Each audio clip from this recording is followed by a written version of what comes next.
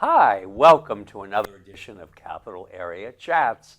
I'm your host, Paul Brogan, and we're about all things in the greater Concord region, the people, the places, and the things that make this a wonderful, thriving, exhilarating place to live, to work, and to play. Today's guest is someone who has been called, I will quote, in an interview about 2 years ago in In-Depth, New Hampshire. She is a New Hampshire force of nature. And I have to agree. Masheri Chappelle is someone who has taken the New Hampshire Writers Project, a wonderful organization that is supportive of our writers, that encourages and inspires, but she has taken it to new heights with her passion and her hard work and her dream. And I think by the time you have listened to the two of us talk for a while, you'll be on board with that assessment of her. Welcome, Masheri. Welcome. Thank you, Paul. Thank you so much. It's great to be here. It is wonderful to have you. It really, you're relatively new to my life, but I have been hearing for some years people that are writers talking about what you have done and how you make everyone want to be just a little bit better and to try just a little bit more. And is that... Well, first of all, thank you. And I'm so grateful for the opportunity to have the position I have. And I really feel that New Hampshire is the perfect place to be a writer. Mm-hmm. We have mountains, we have lakes, we have trails, and we just have great towns. And there's a lot of great talent here. And when I became chair of the organization, there was so much that I wanted to do as a writer because I'm a writer, and I wanted something that I could make use of as well. Mm-hmm. And I said, well, if I'm going to look at what I would want and then find out what more I can have mm-hmm. and bring it to all of us to share. Mm-hmm. Well, you have had an amazingly interesting life journey to where you are right now. Well, yes. I am from the South Bronx, or as we would say, the Bronx. But I also was from Harlem, and then I went to the South Bronx, and then I got to go away to, it's kind of a semi-private school type of environment. It's called the ABC program, A Better Chance. Mm-hmm. I attended the Guilford High School version of that, and then I went on to Smith College. And I got married, had kids, and here I am, mm-hmm. Divorced, but happy and thrilled to be here in New Hampshire. I never thought that I would not be in Connecticut, but I love New Hampshire, and I just want the writers to have the best opportunities. I feel that my time at Smith gave me that taste of what it's like to have a good quality education, mm-hmm. as well as the nurturing environment in which to grow. So I really am taking what I learned there and what I experienced there, and I'm putting it into New Hampshire Writers Project. Now, when you were growing up in Harlem and in the Bronx, did you want to be a writer when you were very young? Well, actually, I didn't know that I wanted to be a writer. My dad's apartment in Harlem, and it was the apartment that we were all born in, mm-hmm. and he actually kept it until the day he died. He had roomers, and I don't know if everybody knows what that is, but back in the day if you had an extra bedroom, you would rent it out to a friend or mm-hmm. somebody. And he had a roomer named Cosmo, and he was in the office business equipment field. Mm.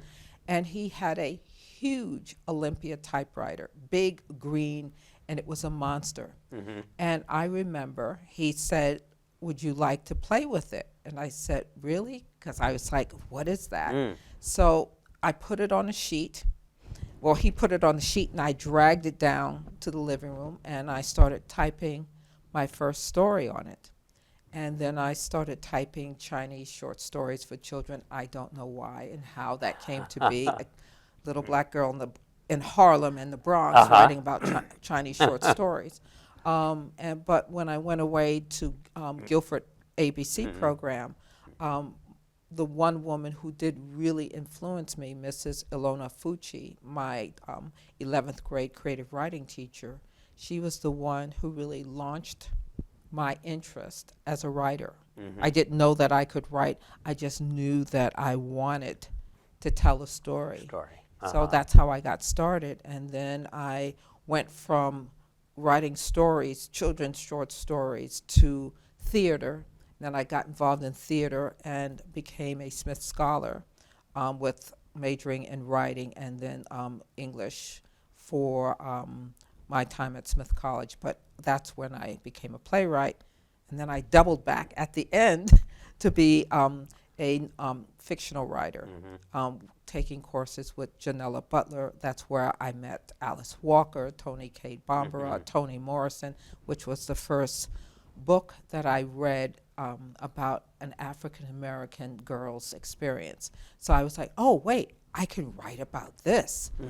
And that's how I got started, truly got started. But I believe my true origin is with the ABC program and Ilona Fucci, my creative writing teacher. Oh, how wonderful. Yeah, she was an incredible influence and supporter and nurturer, and she actually put me on the Bellatrix School magazine, and that's something that she was in charge of. But it really gave me those experiences to have that desire.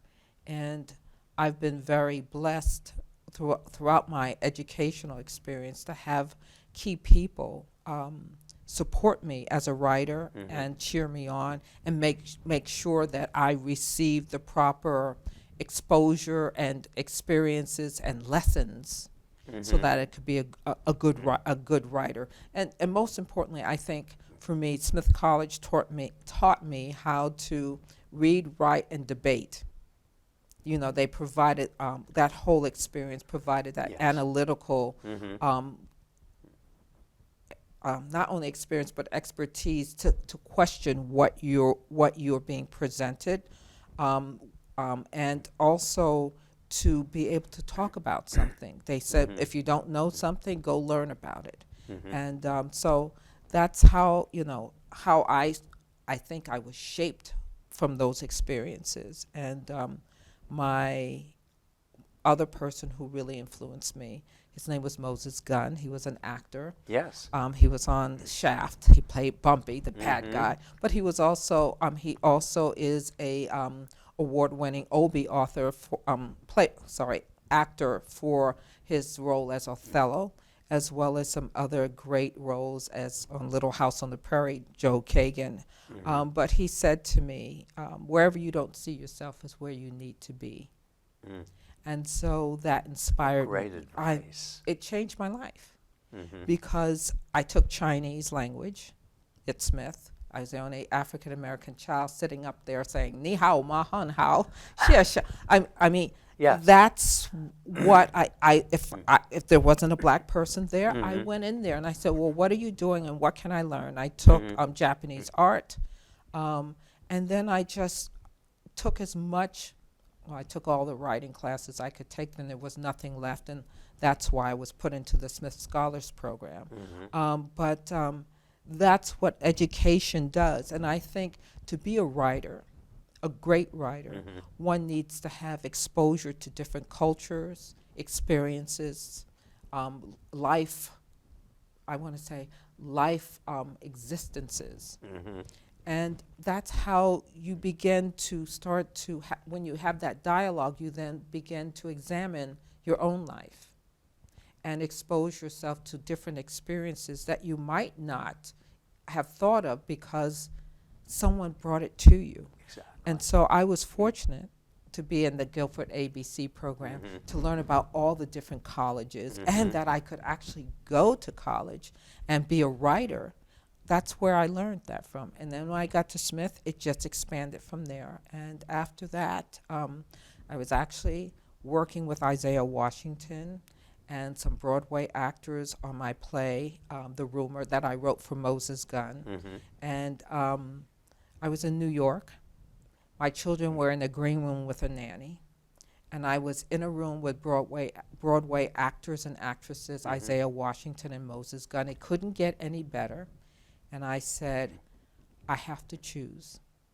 I have 2 children that I could miss their whole childhood, Yes. or I can be a playwright right here, right now. I chose Mhm. my children. I figured I can come back to the playwriting, Mm-hmm. which I'm starting to do. Mm-hmm. But those are the choices, you know. And we as writers have to make those choices every day. You work so that you can pay for your hobby and take care of your family. Exactly. But I wanted New Hampshire Writers Project to be that.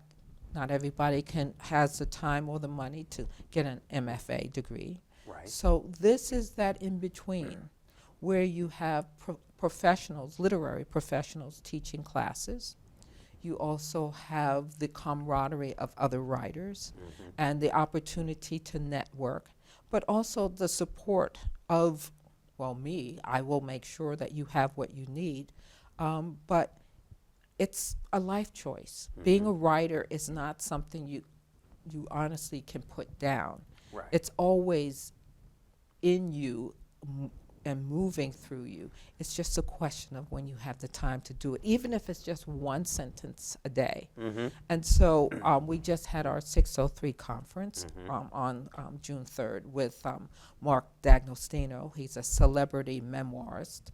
And one of my welcoming statement was to the audience was, thank you for showing up. Mhm. And I proceeded to tell the story. How I ended up where I was standing is because I put on 3 pairs of pants and slid down to the train station to take a test at Hunter College, crawled on my knees from the train station at 68th Street to Hunter College to take that test to get into the ABC program. If I had not done that day, I wouldn't be here. I wouldn't be here. And by the way, the 3 pairs of pants, when I got down to the first train, Mhm. I took off, because I slid down on my bottom, I took off the first pair, put it in the bag. When I crawled from the train station to the college, I took off that pair of pants because they were soaked from crawling on my knees. Mhm. But it was either that or not take the test and not go. Wow. I was going. And so the first thing of being a writer that I preach, and I will continue to preach, is you have to show up. Sit Yes. at the desk. Mm-hmm. Even if you're sitting there twiddling your thumbs, picking at your cuticles, put a word on that blank screen, Mm-hmm. and then something will rise up. Yes, it will. And so writing is about showing up.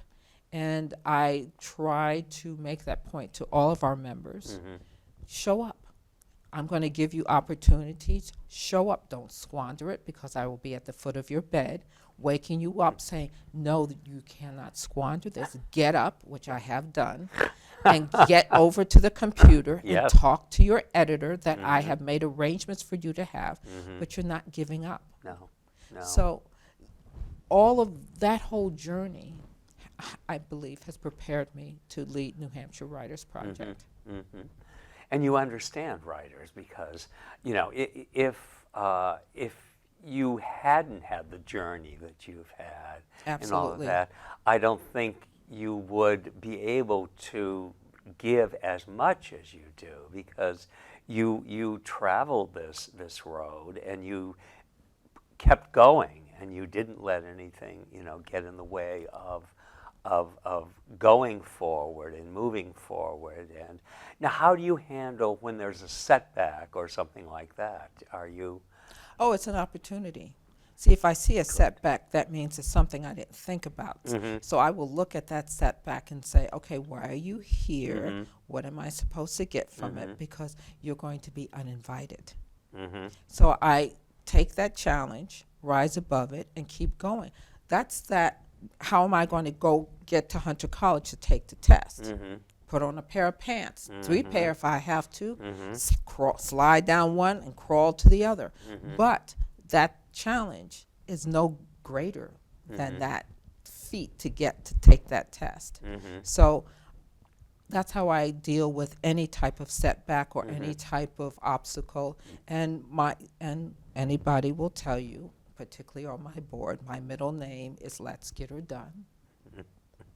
My last name is Now Get Them Out of My Way, because that's my determination. I didn't get out of the South Bronx saying, oh, I can't do it now because I don't use can't.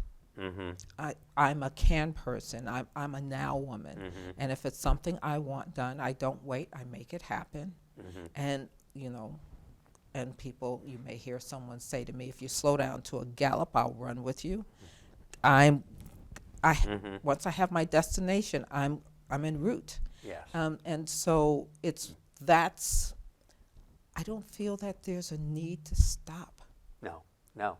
And we can be greater. And someone said, oh, this is perfect where you are right now. And I said, oh, no. This is just the beginning. This is where we should have been.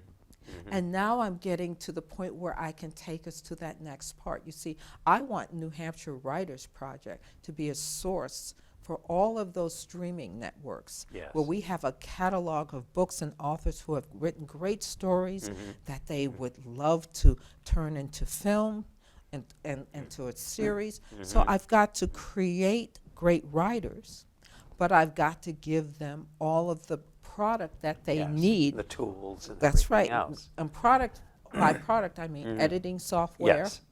Which, by the way, they get at a discount if they're a member, but also access to excellent editors at a discount.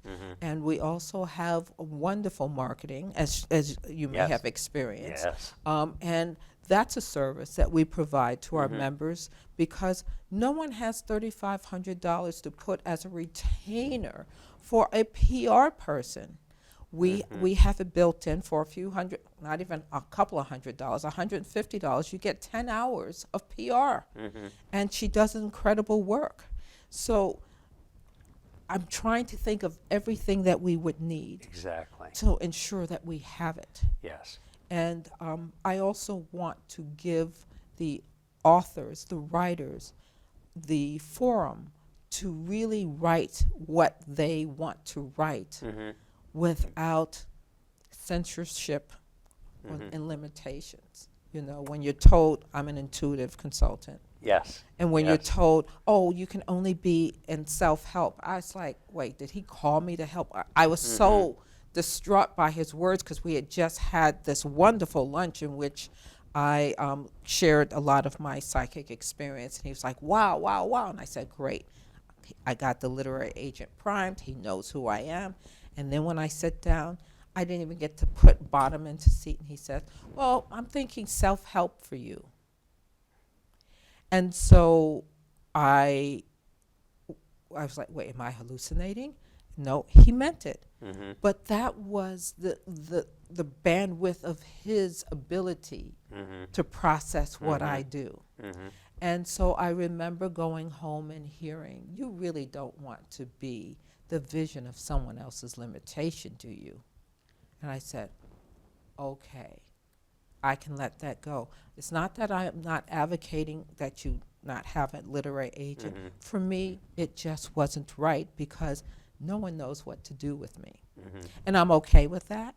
So I created my own publishing company, and I find authors who are looking to tell a dimensionalized story that will contribute to the growth and enlightenment of humanity. That's what my stories are about at my Port of Star Publishing. And I also want to give that same opportunity to New Hampshire Writers Project authors. If I hear they have a great story and they haven't quite flushed it out, I said, sit down, get a pen and paper, we're going to write down, I have some ideas for you. So I want that experience. I want that nurturing. Everything that I got when I was at Smith, I want to deliver that here. And I think that it's possible. I pace myself so I don't get burnt out. But I think it's truly possible and attainable. And I want it accessible. And so New Hampshire Writers Project is something that is accessible to everyone and anyone. We have free Writers' Night Out. I will on Manchester, the Manchester one. I host that, and I critique. I offer feedback. I teach, when I can. But I want people to walk away feeling inspired. I don't want you to give up, and I don't want you to feel that if you can't get a literary agent, that you can't do your work. There are nice indie publishers available now, and you can self-publish. But I want you to do it right, to the best of your capability. So if someone picks it up, they feel like they have a great book in their hand. So I feel I'm on the right track, and I'm grateful to have this privilege to lead and to teach and to guide. And I just wanted to make it as big as I can make it for us. And I will mention to viewers, we will have available on the show the the website address for the New Hampshire Writers Project, so that people can go on there and access information about it, how to join, and all that is available that Masheri is talking about. And I also want, if you would provide the contact information for your publishing company. Oh, certainly. It is myportalstar.com. And it's I have to look at the back of my book because I want to make sure I didn't quote. It's portalstarpublishing.com because we changed it. And portal is Portal, star, one word, publishing.com. And if you Google me, all of this comes up.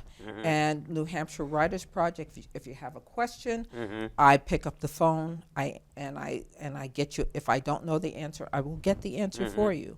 And I've just been so lucky to work with so many different authors, those who are traditionally published and those who are indie published, and new authors. Yes. And it's just been a blessing. And the goal of New Hampshire Writers Project is to be inclusive. Literature, it's nice that if that's what you want to write, but we also welcome romance, sci-fi, fantasy, thrillers, crime. I mean, we welcome everyone to come and be a member. And if you have ideas on things that we can teach and offer, please make a phone call, send an email. I will respond. Okay. Now, I want to mention a couple of these titles that are from your publishing company. Oh, sure. Thank how you. long have you had a publishing company? Well, it started probably about a year and a half ago that I officially launched it. And it's Portal Star Publishing, and it's based off of my intuitive consultation site, myportalstar.com. But Portal Star Publishing, again, we look for storylines that will enlighten and elevate the human consciousness and the human experience. I'm sorry, folks, I don't do crime or anything like that. It's just too heavy. Yes. But we do look for stories that will really help people to have more compassion and awareness of what's going on in the world. And one of my authors, Dan Pulliat, he wrote Superhuman, and it's a young adult story about a young teen who comes into his own powers of more of a higher consciousness of manifestation. And he goes on a journey, and not only does he find himself, but he finds his dad, who's been missing for a long time. And the other book is my book. Your book. The Oracle Files Escape, which won the 2019 New Hampshire Literary Awards. Wonderful. And that's about a slave who passes for white, and she receives the gift that will end slavery. And so she has to decide how to deliver it, and if she does, will she risk her own identity being exposed. And so she gets the gift. She's the one who tells Lincoln, gets to Lincoln and puts it into his mind that slavery needs to come to an end. So they meet, and she, that's in book 2 when they meet, but this is her coming into her power. And we have another author, Claudia Decker, who is working on a book about the missing in that disappeared in Mexico. Oh. And so she writes, it's beautiful, beautiful. She is my Isabel Allende. She writes in a very allegorical fashion, but there is the supernatural elements of Santa Muerte, who's one of the deities, but it's about a young girl, a young spirit who's trying to find her way home and to also find the way home for other disappeared souls. Oh, wonderful. I have to read them then, both of them. Now, how do you get inspired for a particular story? I mean, is it something that all of a sudden you feel it, or is it something that over the course of some time you start to think, I have something I need to tell, I have something They come to me. Do they? I'm also a professional story guide. Yes. And what I do is I use my intuition to help you tell your story. And what that means is that I will get your story, you know, what your character, the possibilities for your character and the story arc, and to how to really deepen it so that it becomes a very soulful experience. So a lot of my work is channeled. And sometimes I'll get characters that I didn't know exist, and I'll hear them, and I say, oh, let me write that down. And next thing I know, I have a story or a play. Oh, how wonderful. It's fun. That's a joy. That's the joy of being intuitive, is to have that connection and to really live it, you know, feel it and live it, and then put it into words on a page to share. Yeah. Now when you have a story and it's there and you need to tell it, does it become all of your spare time telling it, or do you do? It comes out. It just. I release it. I put it on the page and I move on. And you move. Yeah, it's for me. It's like when I do my readings for people who come to me. Yes. I receive their information. I deliver it, and I release it because it's theirs. It's not mine. The stories. I love my stories. I have a passion for the characters. So I'm grateful and blessed in that way. Now, when you do a reading, if someone is interested in a reading, can they go onto the website for your publishing company and find contact information? Well, actually, they can go to myportalstar.com, and they'll see my whole consultation and what I do and how I do it. And I believe we have run out of time just about. I know, it happened so quickly. I know. Which means we will have to have you come back for part 2. Well, I would love to come back anytime. There's so much we didn't even get to go into, and you're living such a fascinating, wonderful life and making a difference, and that's the thing. Thank you. And that for so many of us, if we can go to sleep at night with the feeling we did something that day of value, I think you sleep beautifully and you get up the next day ready to do something else. So. And that's how I wake up. I'm ready to. What else can I do? Tackle the next thing. Yes. Masheri Chappelle, thank you so much for making time. Thank you for having me. It's wonderful to be in your company, and I look forward to it again. Well, thank you, Paul. Thank you. And I want to thank all of our viewers who contact me and tell me they enjoy the shows. And I want to thank a special thank you to Matt for doing so much to make the final product all that it is. And I want to thank Concord TV. And again, Masheri Chappelle, and I will look forward to seeing you all again real soon. So until then, stay well and stay happy. Thank you.